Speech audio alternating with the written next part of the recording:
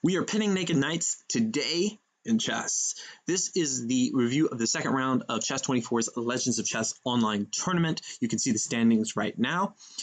The first game that I want to show you of these top 3 positions that you should learn from today, this first game is one from Jan, I don't know how to pronounce his last name, Nepomniachtchi, against the Chinese Grandmaster Ding Liren.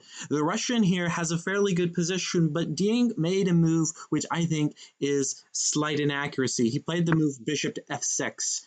And this allows the pin. And just like all the kids who ever played the game Pin the Tail on the Donkey have the horrible memories of putting on a blindfold and spinning around a bunch of times and throwing the dart as hard as they can, and then they realize that they threw the dart into their friend's back because they weren't facing the donkey after they spinned around. All those bad memories. The same thing happened here to Ding Liren because he's got a horrible position.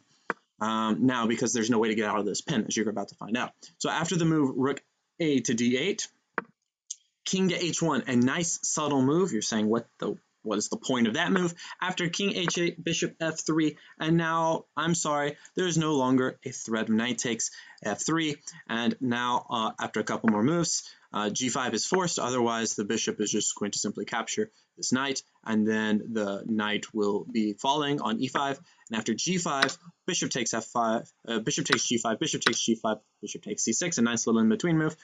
And bishop to f6, keeping the material on the board. Rook e1, queen takes c6. They traded the knights. And after this kind of strange series of moves, you realize that white is just up a pawn.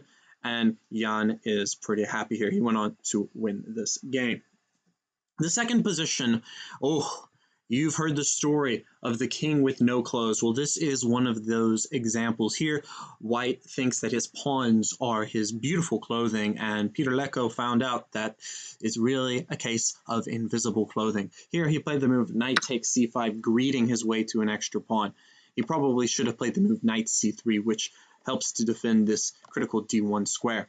After knight takes c5, Rook to d1 check, and now the king is wondering, where are my defenders? After king to h2, you say there's no problems right now because I don't have any attackers.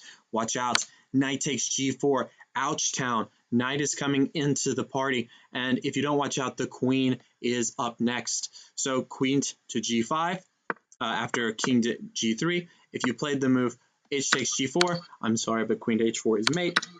So he had to play the move king g3. Now after queen g5, threatening all sorts of nasty discoveries potentially, and also, of course, checkmate, but I like the discoveries more than checkmate.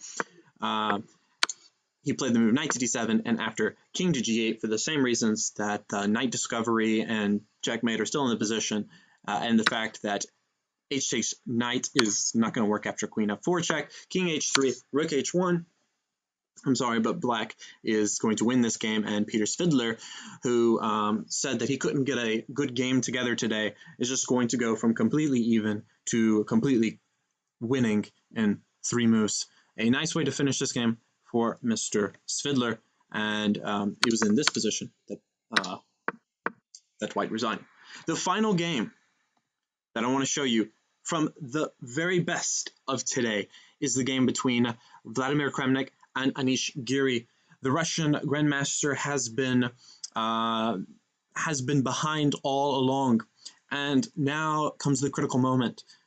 White plays the move knight takes g6, but here Anish Giri became a little bit afraid of some checkmating threats around his king. He played the move king to d8, a move to make a tempo on the white rook, and then he was planning to continue his ideas of trying to get a queen down here with rook b1. But here, white found the extraordinarily powerful move pawn to d6, and all of a sudden, black was forced to capture the knight on g6. And after king takes g6, rook b6, rook takes c2, and rook takes d6, the game was agreed to as a draw. What did we miss here?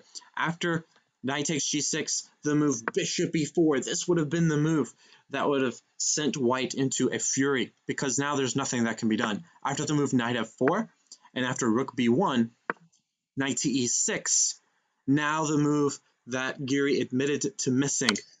c2 to c1 equals queen with check. That check forks the rook and the king, forcing the rook to capture. And in this position, now the game is winning for black.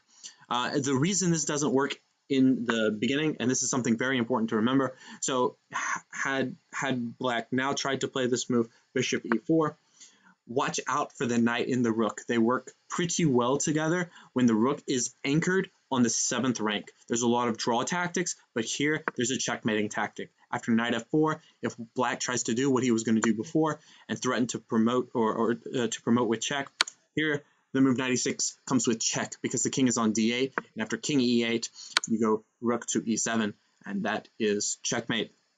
So because of this, of course, Giri went and captured this knight instead of trying to promote his pawn, and thus the game was drawn very quickly. Those are the top 3 positions from today in chess. Let me know, did you learn anything? Was there any positions that I missed? Let me know in the comments down below. Thank you very much, and I'll see you tomorrow. Good night.